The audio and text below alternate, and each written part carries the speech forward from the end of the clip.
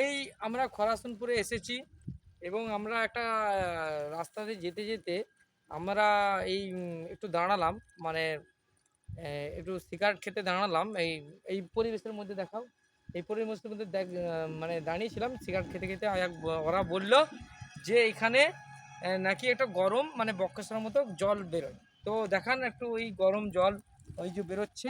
আমরা চেক করে দেখেছি, দেখলাম গরম জল খুব একটা ওই বক্রেশ্বরের মতো গরম নয়, বেশ মোটামুটি গরম বেরোচ্ছে। কিন্তু কিন্তু যার ইচ্ছা যদি থাকে যে হ্যাঁ আমি দেখবো, মনে করলো যে আমি দেখবো এই জিনিসটা, ঠিক আছে, তাহলে দেখতে পারে। এই মল্লাপুর রাস্তা হয়ে আসতে হবে এবং তার পাশ দিয়ে একটা রাস্তা বেয়ে গেছে।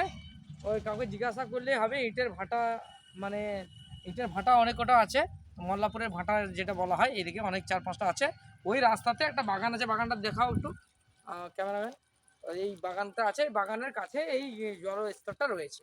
যাই হোক, যদি কারোর মনে থাকে যে দেখবো আর করবো, মানে একটা ভালো টাইম কাটাবো, তো আসতে পারে, বিকেলের দিকে আসতে পারে বা সকাল 10টার পর যাইতে পারে। সবসময় জল বেরোয়, কোনো অসুবিধা। থ্যাংক ইউ দেখার জন্য।